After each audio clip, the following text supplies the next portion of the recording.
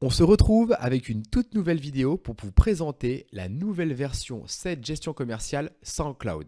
À l'heure où je vous parle, on est en version 8 sur une version SQL Server. Cette gestion commerciale va vous permettre de gérer vos articles, vos familles d'articles, vos tarifs, aussi bien vente que vos tarifs d'achat, mais également pouvoir gérer vos stocks, notamment pour les personnes dans le négoce. Vous pourrez mettre en place des dépôts de stockage, gérer vos stocks aussi bien en termes de CMUP, avec des numéros de lot, des numéros de série, et j'en passe. Également, on va pouvoir gérer à l'intérieur de la fabrication. Donc si vous êtes plutôt orienté industrie, vous pourrez créer vos propres nomenclatures de fabrication avec vos composants, vos composés, gérer vos coûts de revient et mettre en place un processus de fabrication. Bien évidemment, on pourra intégrer tout ce qui est documents commerciaux, donc vous pourrez réaliser vos devis, vos bons de commande, vos bons de livraison, vos factures, vos avoirs, aussi bien côté vente que côté achat d'ailleurs, mais également gérer vos commerciaux avec leur barème de commissionnement par exemple. Afin de ne pas perdre plus de temps, je vous propose de rentrer dans le vif du sujet tout de suite. Première chose qu'on remarque quand on arrive du coup dans Sage, c'est ce qu'on appelle ici les intuits Sage.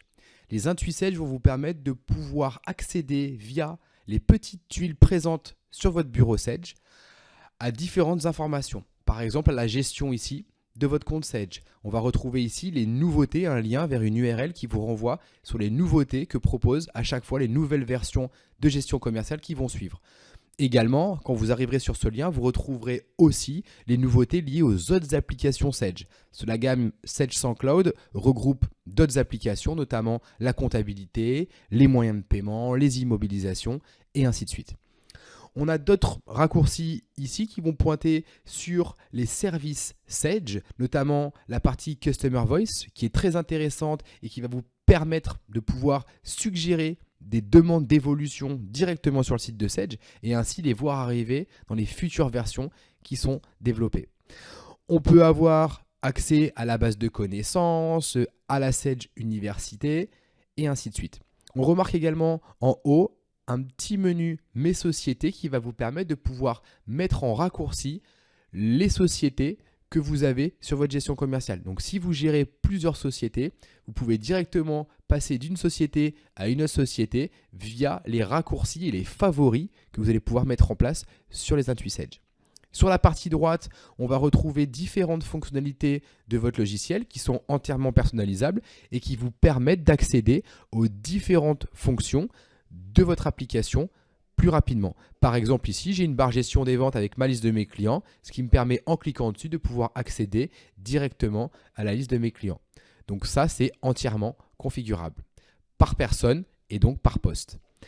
J'ai également sur mon bureau Sage un onglet Dashboard dans lequel je vais retrouver ici, vous le voyez, des statistiques sur la partie chiffre d'affaires commercial, sur votre portefeuille, sur le mois en cours, avec ici la ventilation par type de document et enfin un dernier onglet, dernier bouton qui va vous permettre de visualiser ici le nombre de documents par type et leur chiffre d'affaires.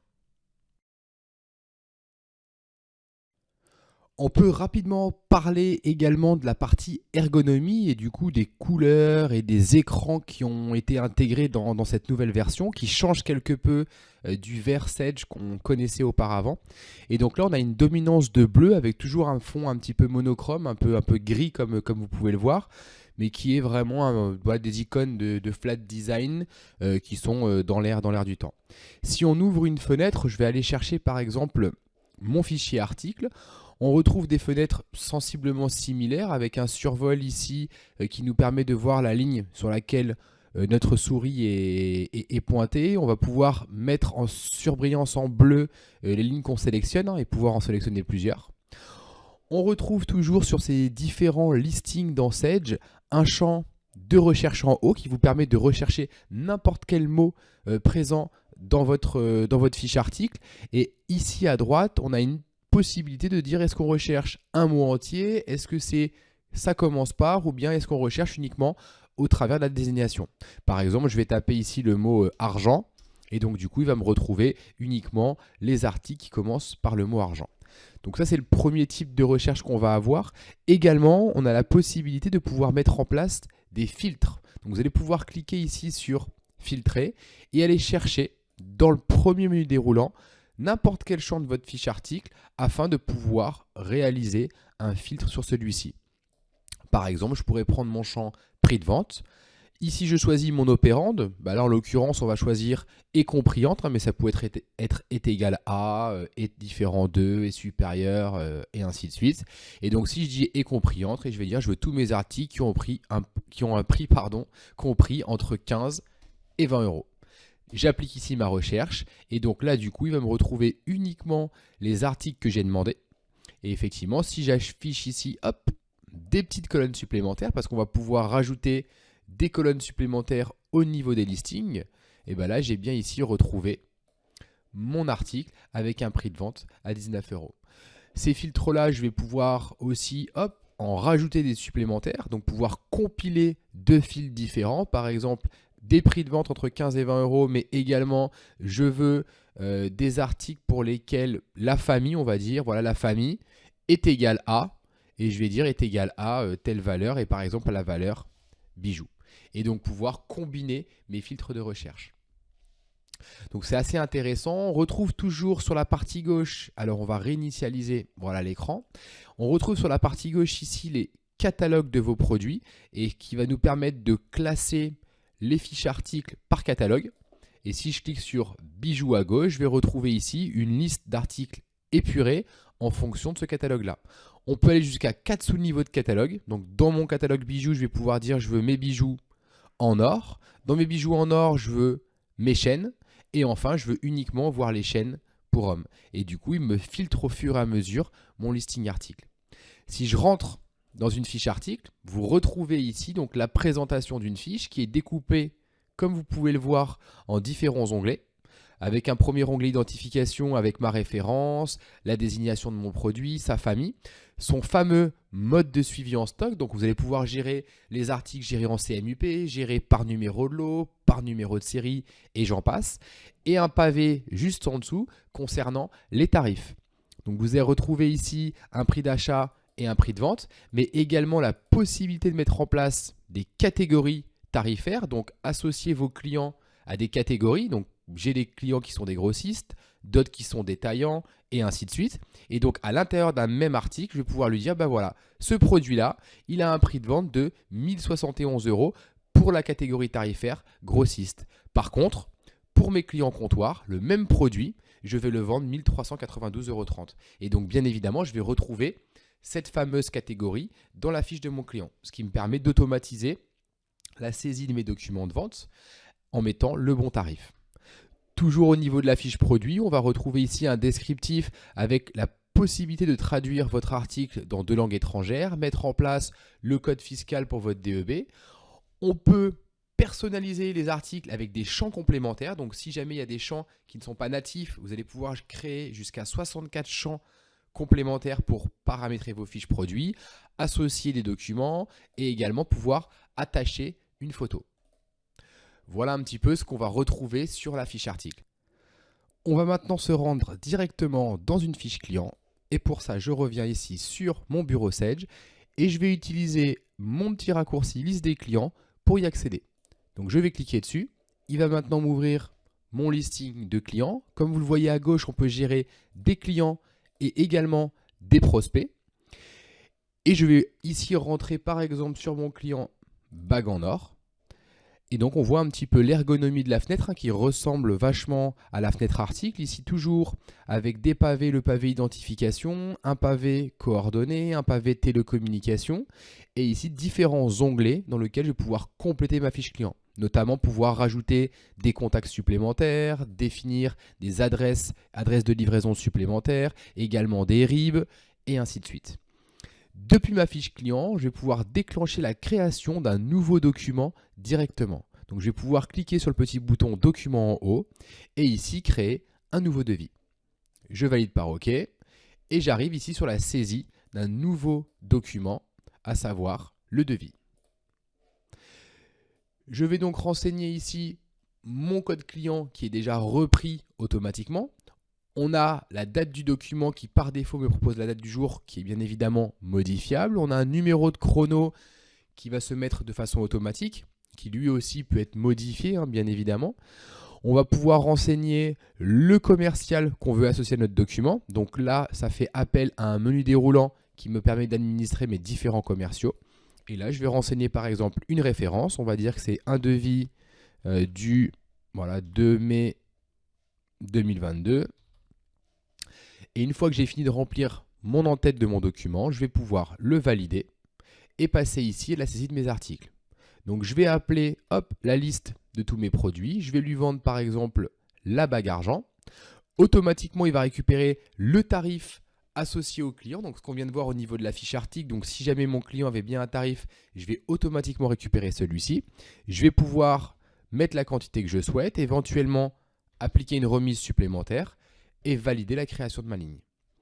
Je vais appeler un autre produit. Je vais vendre par exemple des frais de port. Je connais la référence, je la tape complètement. J'ai le prix qui apparaît que je peux changer. Je vais passer ça à 50 € et je vais le valider également.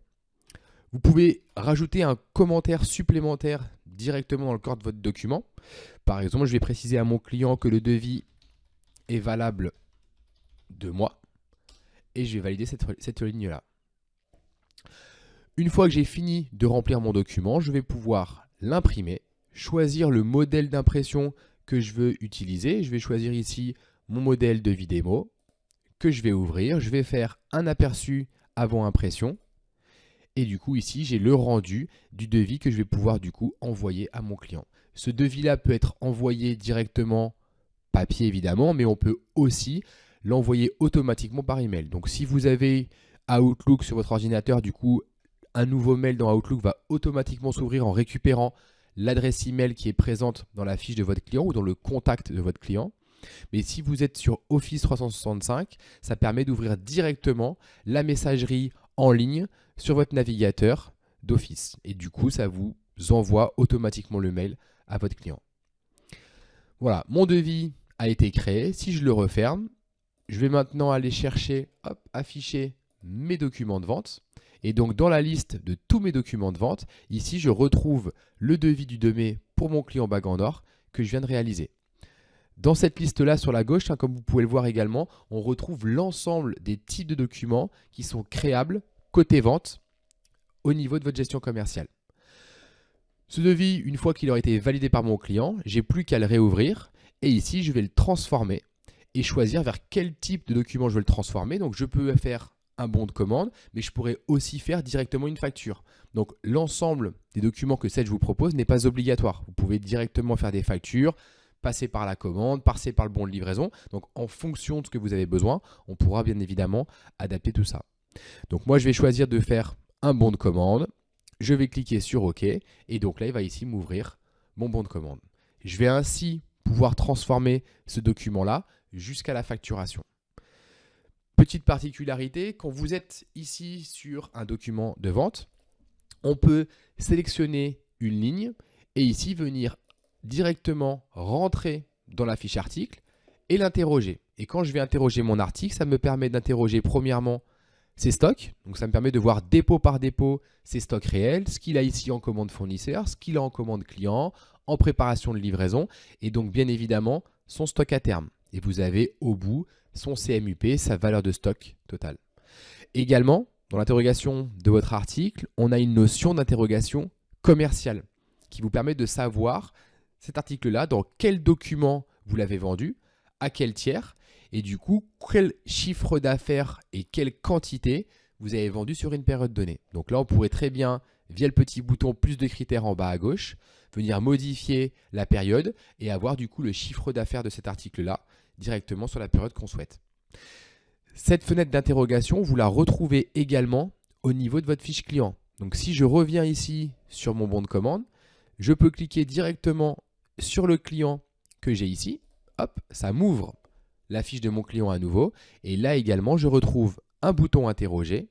Et dans ce bouton-là, vous allez retrouver l'interrogation commerciale de votre client. Et donc, à l'inverse de la fiche article, ça me permet de savoir pour un client donné tous les produits que je lui ai vendus et le chiffre d'affaires que j'ai réalisé avec celui-ci. Je reviens maintenant sur mes documents. On a vu qu'on pouvait donc transformer un document très facilement vers un autre type de document jusqu'à la facturation.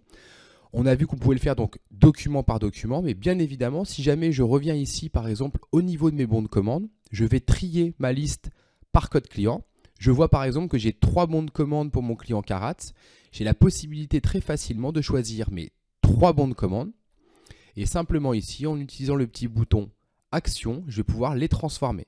Et donc du coup, ça va me permettre de transformer mes 3 documents directement en une préparation de livraison ou un bon de livraison ou une facture et de les regrouper au sein d'un même document. Donc là, je choisis par exemple préparation de livraison.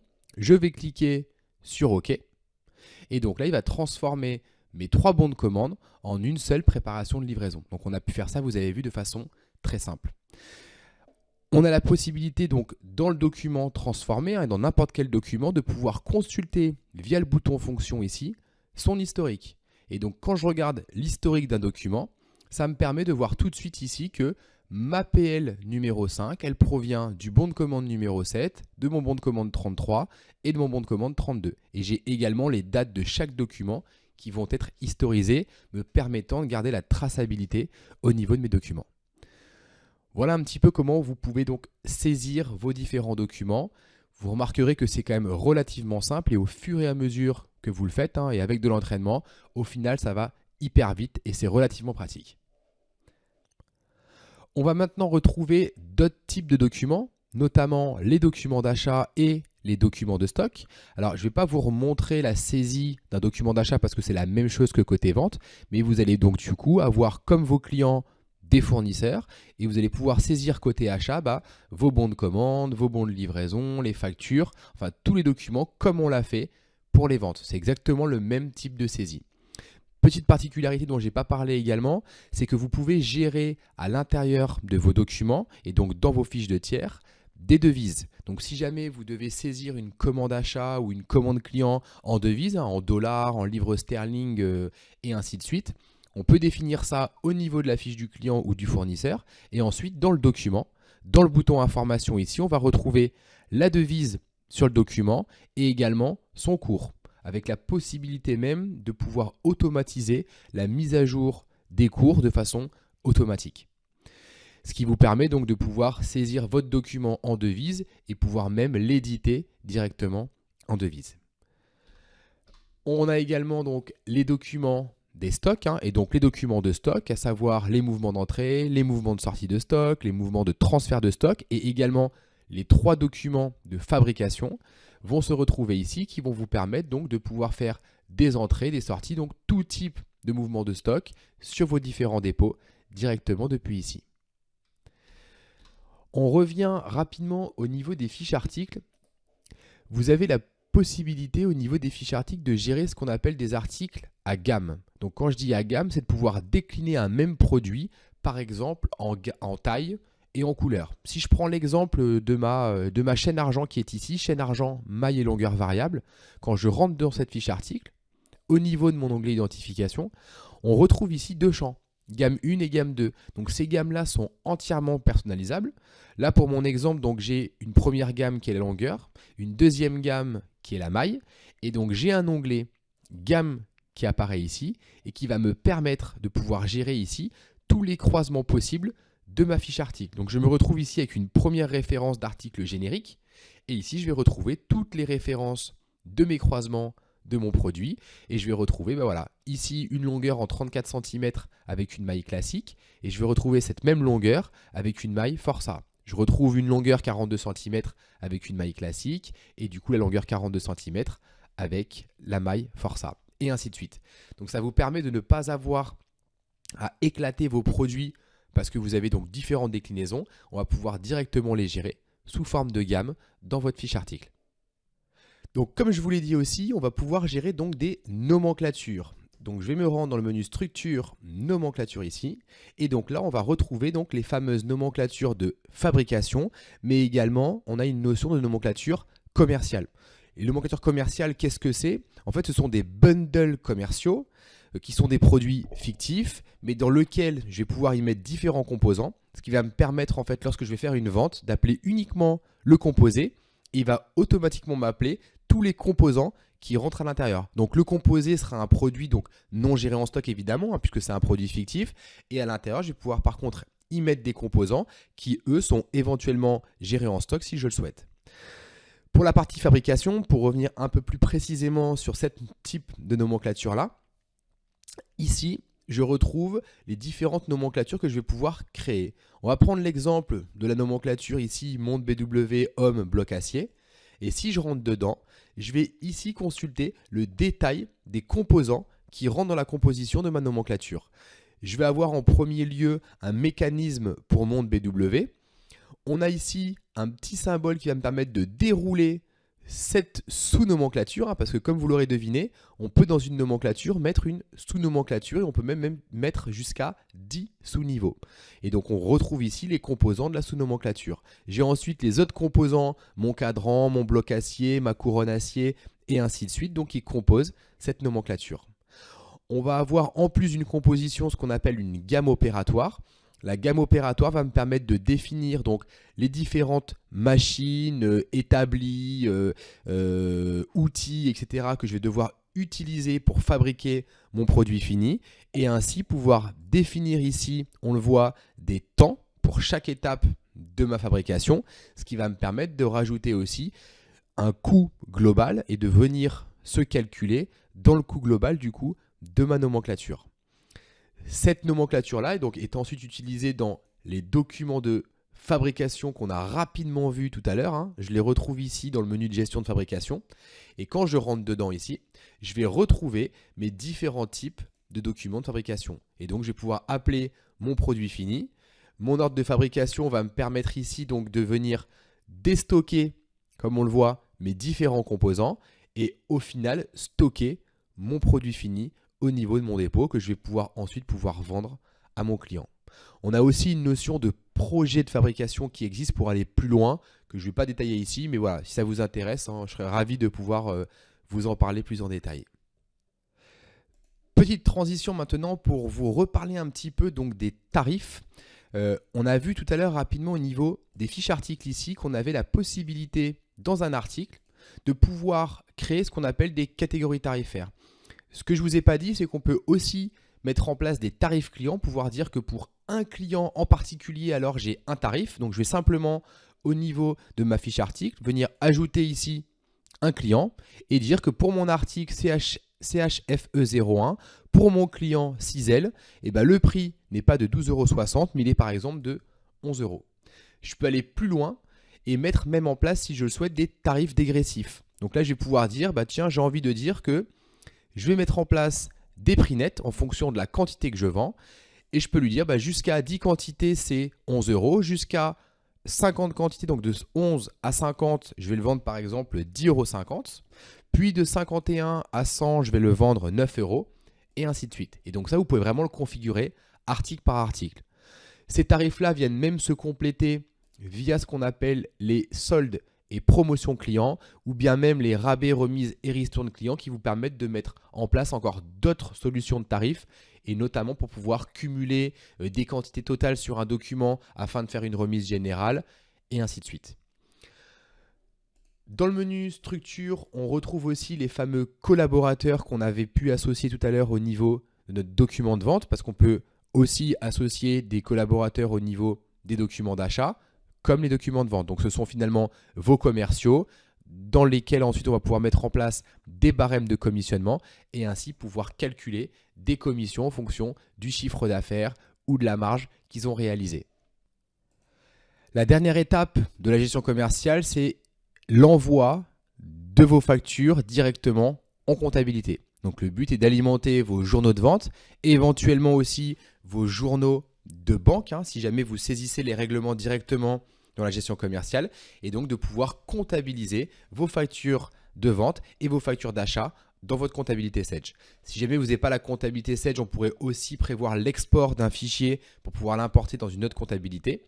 Et donc tout ça va se faire via le menu traitement ici et dans mise à jour de la comptabilité. Et là, comme vous pouvez le voir, on va pouvoir choisir est-ce qu'on veut transférer les factures de vente, les factures d'achat ou encore les règlements. On peut borner sur une période et ainsi de suite. Et donc, on peut soit faire une comptabilisation directe dans la comptabilité liée ou alors exporter cette information directement sous forme de fichier pour pouvoir l'importer dans une note comptabilité. Dernier point maintenant pour finaliser cette petite démonstration de la gestion commerciale Sage, c'est le menu État que vous retrouvez ici. Donc ce menu-là va vous permettre de sortir quelques états statistiques de votre gestion commerciale Sage. Alors il faut savoir que désormais on utilise de plus en plus d'outils de BI, d'outils de reporting, notamment donc Sage BI Reporting qui nous permet de sortir vos états directement au travers d'un fichier Excel ou au travers d'un navigateur web par exemple. Mais le menu état a le mérite de toujours être présent, de toujours exister et vous permet déjà de sortir des premiers états même si ce n'est pas forcément super pratique selon moi. En tout cas, dans ce menu-là, on va retrouver par exemple les statistiques clients et vous pourriez ressortir un palmarès des clients. Il va nous ouvrir ici une petite fenêtre nous permettant de pouvoir choisir les filtres qu'on veut utiliser. Je vais choisir ici de prendre tous mes documents. Je choisis de classer mes clients d'abord par les clients qui ont les plus fortes ventes en me basant sur le chiffre d'affaires. Ici, je vais venir changer la période. Alors, je vais mettre 2019 parce que ma base n'est pas forcément très récente. Je renseigne ici les autres filtres si j'ai besoin de le faire et je valide par OK. Je valide par OK, je passe par un aperçu et donc là, il va me sortir l'état que je lui ai demandé, à savoir les statistiques de mes clients avec mon client qui a réalisé le plus gros chiffre d'affaires en premier et tous mes clients qui viennent se suivre. Encore une fois, ces états-là ne sont pas forcément super jolis, je trouve, aujourd'hui. Et donc, on peut faire des choses quand même beaucoup plus sympas directement dans Excel avec des outils complémentaires, mais ça vous fait au moins un premier niveau de statistiques. Pour finir et compléter cette partie état, on a quand même la possibilité de pouvoir copier toutes les listes que vous voyez à l'écran directement dans Excel. Et notamment si je vais dans les documents de vente, ça serait valable bien évidemment pour les articles, les clients. Je vais prendre moi ici comme exemple les bons de commande. Je vais pouvoir les sélectionner, les copier et ensuite je vais ici ouvrir un nouveau classeur Excel et j'ai la possibilité de venir coller ce que j'ai copié de Sage.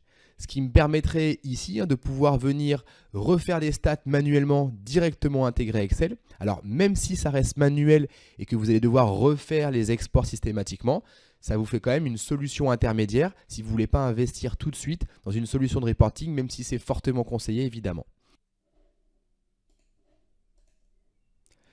Voilà, la démonstration de cette gestion commerciale est maintenant terminée. J'espère que vous avez pu voir ce que vous vouliez, que vous avez pu du coup découvrir le produit et enfin savoir si celui-ci pourrait répondre à vos besoins. Évidemment, on n'a pas pu tout voir pendant cette petite demi-heure ensemble. J'ai essayé quand même de vous montrer un petit peu ce qui était possible de faire à l'intérieur. Si vous voulez qu'on approfondisse certaines fonctions que vous auriez aimé pouvoir utiliser, n'hésitez pas à nous contacter ou nous laisser un petit mot sur notre formulaire de contact sur notre site et je vous dis à très bientôt.